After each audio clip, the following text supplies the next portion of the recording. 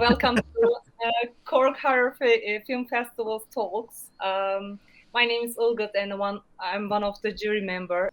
So we are here for a brief interview because we decided to make little interviews with the finalists. So congratulations and thank you for being here. Thanks. I'm quite excited, and so I would like to start with you. Like, can you please introduce yourselves a bit and tell us about yourselves? My name is Eline Havenaar. I'm 33 years old and I live in Amsterdam. I started professionally as an actor in the theater in 2014. First in a musical, and later on I started to do also camera work. So I did my first commercial in 2016, and then it went off, and I play now in films and short movies, but also features, and I really love it. It's my passion to show people feelings, that it's good to feel, that you can feel anything, everything, and that it's healthy to feel. So that's a little bit my vision and my mission. Yeah, I feel you. I'm also actress, and I feel exactly the same. Yeah. Thank you. I'm Bastiaan. I'm close to in a bit more than a week. I turned 42. So I started filmmaking. I didn't do film education. I just I think started filmmaking 20 years ago, just with friends, and then like for a long time made film with friends, like other filmmakers doing when they're 15, 16, and I was already in my 20s. So I'm a bit of a late bloomer. So in 2012, I made my first short film, which I don't count as my debut, but more like my graduation film from a non-existing film education.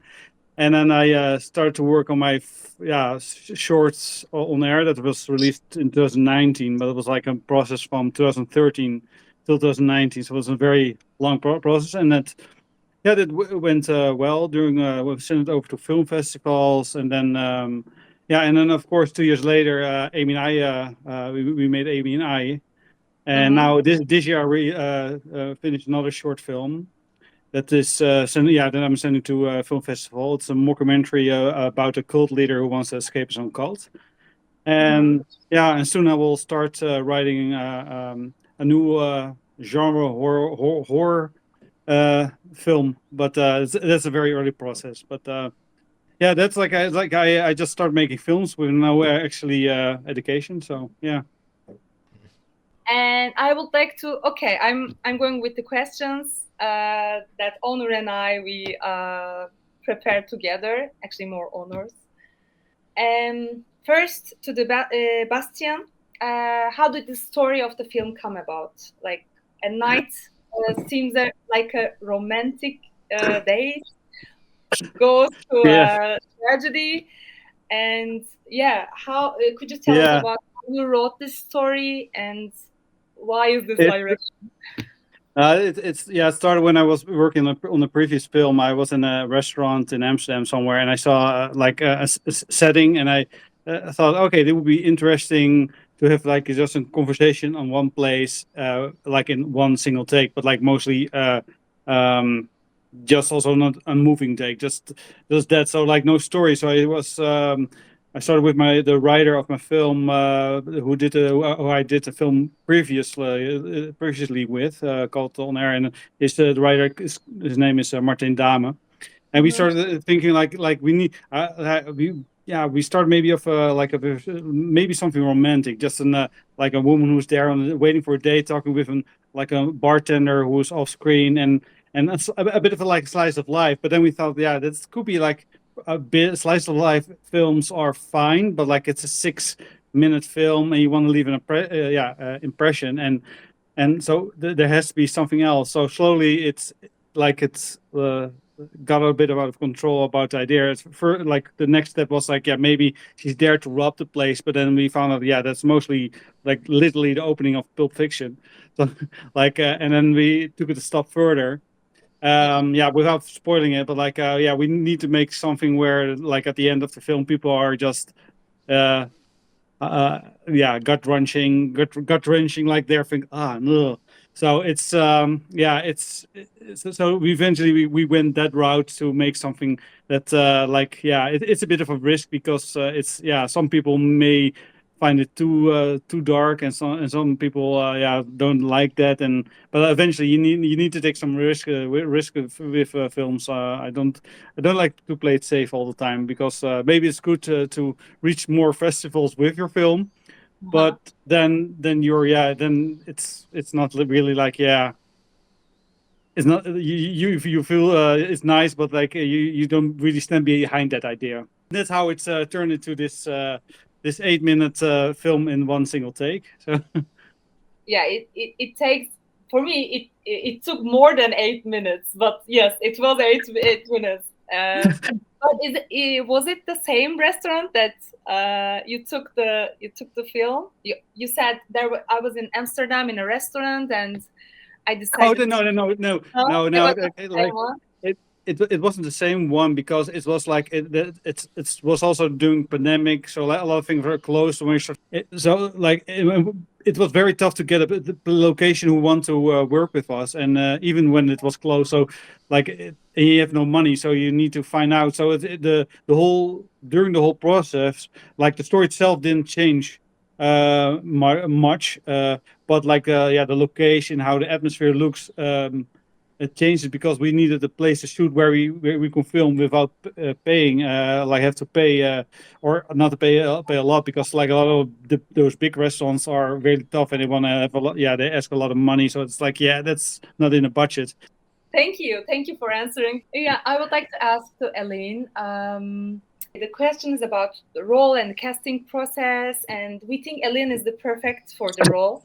And as an actress, I found the performances very understated, and which is elevated the viewing experience. Thank you for this. And how did you feel when the film was offered to you? And have you know each other before? Were you familiar to his style or his movies that he did before? Yeah, I saw Air, the short movie. He did before, Bastiaan did before, Amy and I. And it was very, yeah, and I already knew Bastiaan also from Filmmakers Collective. Yeah, it's a small world, you know. Yeah, Yeah, so we worked on a 48-hour film project before, yeah, like, yeah. Okay. Yeah. Yeah, and then actually he just offered me the role. So I read it, and it was very interesting, this part to play, this character. So it wasn't a difficult choice for me. Yeah. Yeah, I'd say she did an amazing job. It was like like if I may just, it's like we had to like also we couldn't really prep the shots days before, so we had to like how are we going to film this on the place, but we like we had to do it also with the acting. So I said to her, like, on the day, like, no, I just, till we film, let's give 5% now, like it's like keep it in. But like she went on for hours and hours. It's like, it was crazy, like a machine. It's like it was like it was so intense, and it's like the final shot we could film. That was the only one we could use, and it was just like crazy how for 6 or 8 hours, like straight, just practicing and filming, and it was like. No. It was like very impressed by how she like did performed. It was really top notch. Yeah, and it's a single shoot. It's a single take. We say, yeah. It's Yeah. director's terminology. So long single take. Yeah, I would like to ask about this. Some technical questions. Like, where are my questions? Okay, how did you decide to make the film like as a single take, Bastiaan? And did did this decision come up during the script writing phase? And also, I would like to ask to Eline, how was it for you? And did you had a lot of rehearsals before with your partner or with Bastiaan? I would like to ask this process actually about the single take and what are the struggles of it. Yeah. Can I? Yeah. Yeah. Because I also can tell something about the technical stuff. But actually, yeah, okay. So we had this mini crane and it was inside the restaurant. And I don't know why exactly, but sometimes during the take, during that we were shooting, the camera who hang on the crane dropped. So there was something going wrong. So I was in the middle of my acting and I was completely into it. And then, and this happened, I think, 10 times. So Oh yeah, for sure. At one time, I was very annoyed, to be honest. Yeah, like the thing with that was like we had a camera with a lens, or like it wasn't really made for it. Like budget wise, you have to work with it. So that's why it happened. Really, that's why we had only 4 whole takes, and we couldn't actually use one of them. But the rest, it was mostly a lot of like quitting halfway, and that's just, of course, for the performer is like it's just so. Yeah, for us, me as well. But like the last shot, I think if this doesn't work, like we don't have a movie. And I was like, so that was very frustrating. But like eventually everything worked as it should. I wasn't expected that.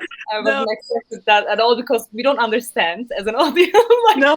It's just perfect. Like, and it was also nice to know that the DOP he had the crane was on. He could move the camera with his phone, look at the monitor, and then there was an operator who also did something on the crane. So it was teamwork. Yeah, like total 4 people. Real teamwork. Yeah. And so if someone made a mistake, then it was just bad. It was wrong. We had to do it all over again. So of course, filmmaking is with a team, and and single take is very risky. Yeah. But why, Bastiaan? So why did you? Why? Why? Not like it's you want to take risk in filmmaking and seeing like how we can make things without a budget. Like, of course, nothing's perfect, but like if like we were starting like, okay, we're gonna make a moving one and we do it like this, and it was just like we had like a thing when we really couldn't do it, that we make like a cut somewhere. Like if it's really not doing, we're gonna make a cut somewhere. But like I really said like, I don't want to do that. I just like we're going to make a one take. We do it all in one single take, or never. But yeah. But like, of course, like we do that, but like then the movie wouldn't be as I hoped it to be. But like it's a good challenge. Like you could say, I made a one single take film at this point. I don't know if I want like going to do it again. Not next time, I guess. But but it's. Thank you, and I'm lost.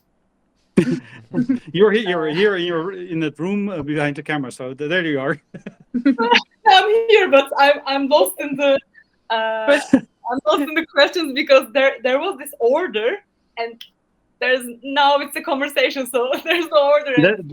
It's not my question because I just learned this word from Onur, blocking. Blocking technique. Yeah, he would like to ask you actually. He found the film takes its narrative power from this choice of blocking. And what do you want to say about this? More like the piece where the camera goes, or yes, and it's hiding and then like that's how you going, like man, that's tough to answer because you don't want to spoil things. Like it That, Yeah. that was, I say, it was just a lot of practice. What I said, like where we had to start filming at one point when it's turning dark, and before we start, let's say, okay, how is the camera going to move? When is the waiter walking in? And then it was just a lot of practicing. And at one point, yeah, it's you know what to do, and like there's Eline wants to say Yeah. something. Yeah. I have a question Yeah. to you. Have you seen the film multiple times or only once? I watched the film 2 times. Yeah, because it's quite interesting then to see it twice, right? Yes. And Yes. I think it might be, of course, a spoiler, but also I think maybe the film is nicer the second time because you Yes. hear in the music, you hear Yes, other. I hear the music the second time. That's Yeah. right. That's so correct. Yeah. No, but it's for me it's like different because it was also like when I watched the film without any music behind it, I thought like it was because the whole movie it takes its time. It's like only 8 minutes, but you feel like you get enough time with the characters to get to know them until you know where it's slowly going. And when I first watched it, well, like without music, I thought like it feels like it takes a long time. Then I got like the music, and I like it was also I didn't ask to change the music. Like at one time, like it was the first time it was okay. This is what we're gonna do. This is it's like I think they do. They had added something at the beginning, and that we removed like it was like a piano thing, and I think that doesn't really add something, so remove that. Well, And it's something like it's like something is falling. Like we understand before, like she will fall down. Like but that was also like it was when I like first watched with the music. It's like slowly started rewatching it and rewatching it. Like, oh, this is amazing, and it is it really helps like carries with the emotion and it's I'm very happy how that turned out. Yeah. Yeah. Me too. Yeah. It was nice to talk about the film. It's like it's been I think it's we started the film festival circuit in June 2022. So we're like it's like I think this so it's like this year it's going to final. It's like I was planning to the end of October, like after actually the festival, just because I submitted to Alter, like a YouTube channel for horror films. So eventually I also want to it comes to the end. So I think your festival is the last where we're going to show the film on screen. So it's a nice way to go out. It's really nice. I really like how you guys making a horror film festival and how you say it aanpakken. How you you were doing this. You were organizing this. Organizing it. Turkish, no? No. That's like I don't know any. No. Okay. Yeah. Thank you. Yeah. Thank you, Bastiaan.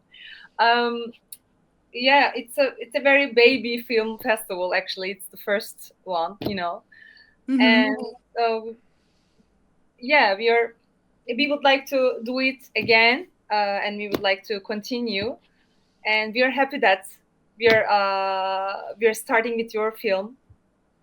And I would like to ask about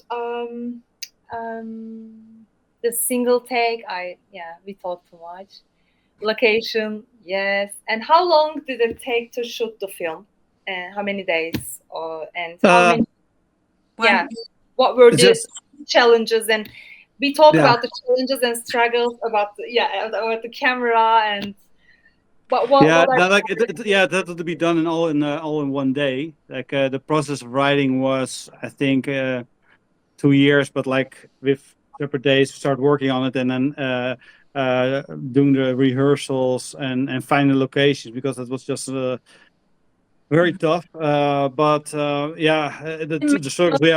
Sure.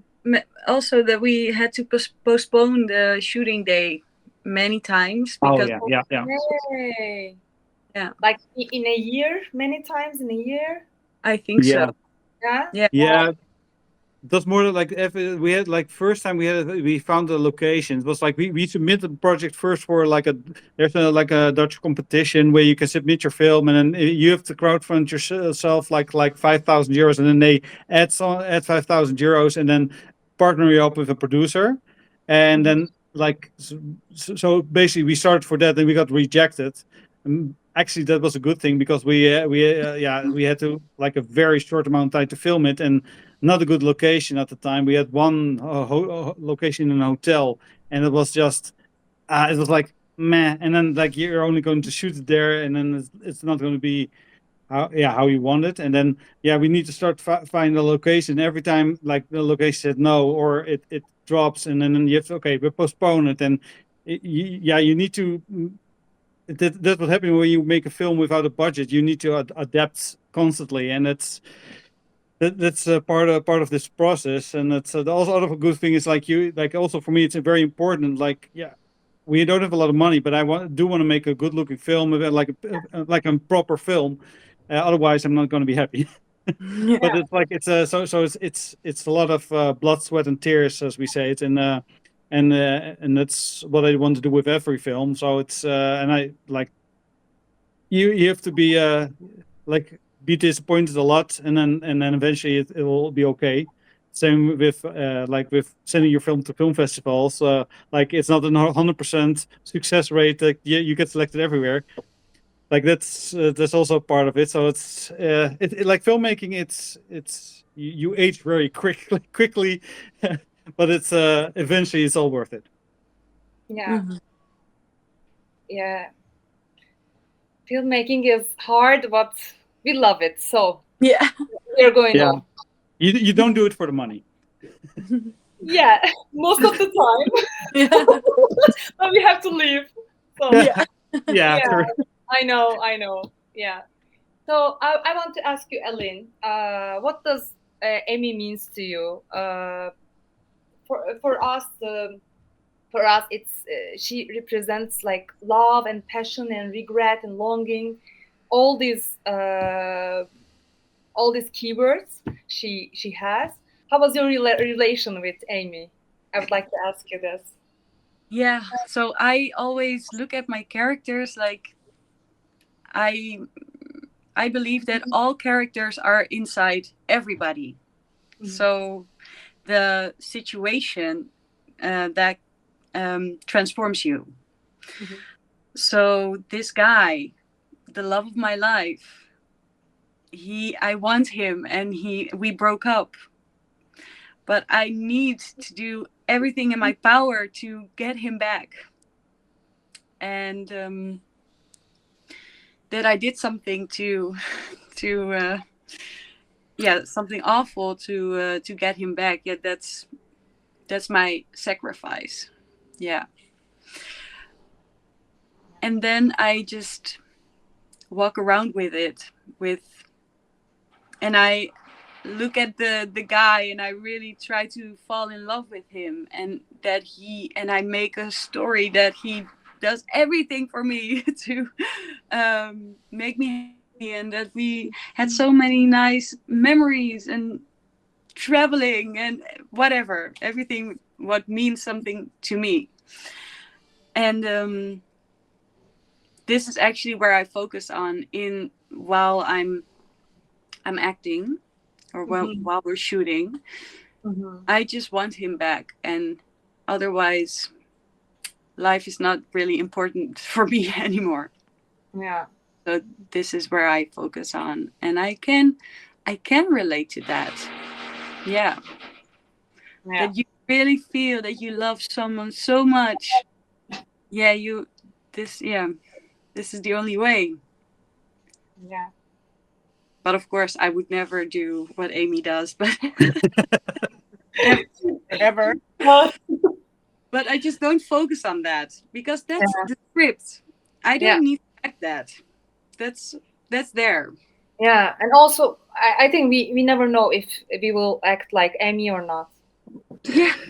We don't have her conditions, so we never know. I really like the story. I really like the the movie, the tones, the colors, and the acting part, everything was. We don't understand that you had that much challenges behind. That's good. For the audience, it was perfect. Thank you. I would like to ask you if you want to add something, or if you want to ask something as a final. No, I would just say, like, really thank you for just be so enthusiastic about the film, how much work you guys putting in the preparation of the film festival, what I see on the social media, and really makes it like you being experienced also sending the film to film festivals and other film festivals. I see like you really wanted to make make a good impression with the first film festival, and then hopefully I sent it to like different film festival here to Imagine Film Festival, which is like the biggest genre film festival in the Netherlands, and they have like the 40th year this year. So like it's it's been at Van Spouw, and it's like it's good to see like a lot of people with passion, because horror is really like I always say, like, with metal fans, there are always like a really passionate group of people who will like that. And then I see I hope you guys have a successful first festival. And hopefully in 10 years we can speak again about it. Sooner, of course, but like in 10 years that you got become even bigger. But like thank you. Yeah. Thank you. And I would like to add, someone is out there who wants to work with a Dutch actress and make an English film. I don't know, Turkish. I can learn. I would. Of course, I can help you. Now they do show a lot of Turkish films here in the cinema in the Netherlands. I don't know, like they do show a lot of Turkish films here in the cinema. Like like in Pathé, they've like a franchise here, and sometimes you do see like Turkish films. I can't remember titles, but like you do see them here in the cinema. So yeah, I think I would love that. Yeah, or maybe work with you. Yeah, I would like to work with you too. One day. Yeah. If you guys like to come to Amsterdam or vice versa, I like, for me it's a bit tough. Like I have a very fear of flying, so that's a bit of a thing for me. You can go by train. True. Yeah. It's gonna take a long time, but yeah, it's possible indeed. Yes, if you will have a visa, we can come to you. If not, you can come to us, to Istanbul. Okay. Great. That'll be, Okay. Perfect. See you. Thanks for having us. Thank you. It was really nice. Bye bye. Really nice.